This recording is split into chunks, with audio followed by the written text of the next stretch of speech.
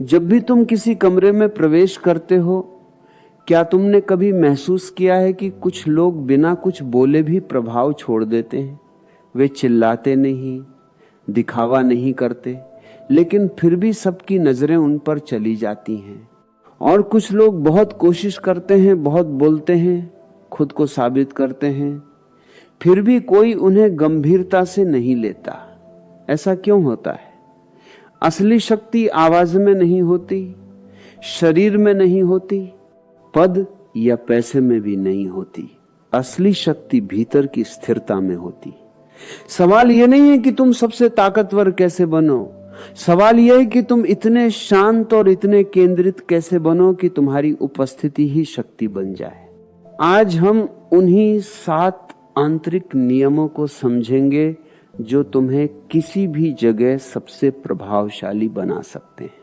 दुनिया ने हमें बचपन से सिखाया है कि शक्ति मतलब दूसरों पर नियंत्रण, लेकिन यह गलत समझ है। जो दूसरों को नियंत्रित करना चाहता है वह भीतर से डरता है। जो सच में शक्तिशाली होता है उसे किसी को दबाने की जरूरत नहीं पड़ती, उसकी उपस्थिति ही पर्याप्त होती है। इतिहास में देखो, बुद्ध, महावीर या कोई भी जागरूक व्यक्ति, उन्होंने किसी पर अधिकार नहीं जमाया, फिर भी लाखों लोग उनकी ओर खींचे चले आए, क्योंकि शक्ति हमेशा भीतर की शांति से जन्म लेती है। यही पहला नियम है। पहला नियम है, अपने मन को शांत करना सीखो। तुम्हारा मन जितना शोर करेगा तुम उतने कमजोर लगोगे। बेचैन व्यक्ति कभी प्रभावशाली नहीं होता। जब तुम भीतर से शांत होते हो, तुम्हारी आंखों में स्थिरता आ जाती है, तुम्हारी चाल में संतुलन आ जाता है, तुम्हारे शब्द कम हो जाते हैं।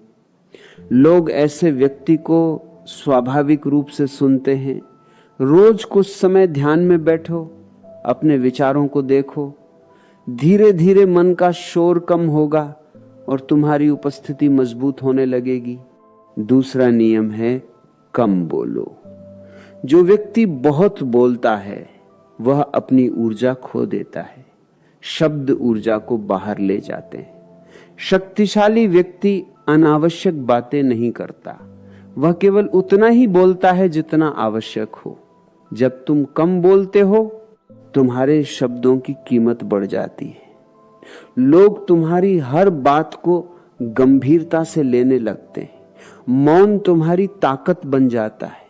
तीसरा नियम है, अपने शरीर को ढीला और सहज रखो। तनाव कमजोरी की निशानी है। जब तुम डरते हो, शरीर सख्त हो जाता है, कंधे जकड़ जाते हैं, चेहरा कठोर हो जाता है। लेकिन जो व्यक्ति भीतर से निडर है, उसका शरीर स्वाभाविक और आराम में रहता है। चलो तो धीरे चलो, बैठो तो पूरी तरह बैठो, सांस लो तो गहरी सांस लो। ये सहजता ही तुम्हें अलग बनाती है। चौथा नियम है, किसी से मान्यता मत मांगो। जब तुम दूसरों से स्वीकृति चाहते हो, उसी क्षण तुम अपनी शक्ति खो देते हो। जो खुद को साबित करने में लगा है वह पहले ही हार चुका है। खुद को जैसा हो वैसा स्वीकार करो। अगर तुम खुद से संतुष्ट हो तो दुनिया की राय तुम्हें हिला नहीं सकती, और जो व्यक्ति दूसरों की राय से नहीं हिलता वही सबसे मजबूत होता है। पांचवा नियम है, डर को समझो और उसे देखो। डर से भागना कमजोरी है, डर को देखना शक्ति है। जब भी तुम्हें किसी से बात करने में झिझक लगे, किसी स्थिति में असुरक्षा लगे, वहां से मत भागो, उसे महसूस करो। धीरे धीरे तुम्हें समझ आएगा कि डर केवल मन की कल्पना है। जैसे ही डर टूटता है, तुम्हारी ऊर्जा कई गुना बढ़ जाती है। छठा नियम है, अकेले रहने की क्षमता विकसित करो। जो अकेले नहीं रह सकता वह हमेशा दूसरों पर निर्भर रहेगा। निर्भर व्यक्ति कभी शक्तिशाली नहीं हो सकता।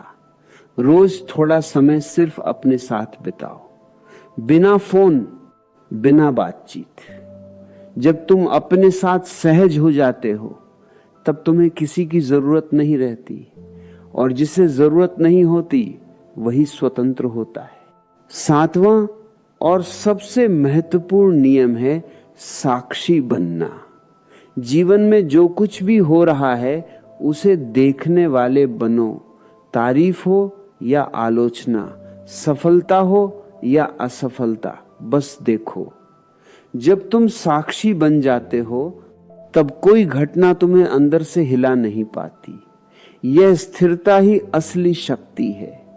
तब तुम्हारी उपस्थिति में लोग सहज महसूस करते हैं, तुम्हारी आंखों में गहराई दिखाई देती है और बिना कुछ किए भी तुम प्रभावशाली बन जाते हो।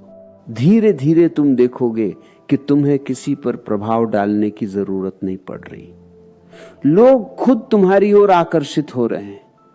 तुम कोशिश नहीं कर रहे, फिर भी सम्मान मिल रहा है, क्योंकि अब तुम अभिनय नहीं कर रहे, तुम स्वाभाविक हो गए हो। यही असली शक्ति है। शक्ति का मतलब किसी को हराना नहीं, बल्कि खुद के भीतर इतना स्थिर हो जाना है कि कोई तुम्हें हिला ना सके।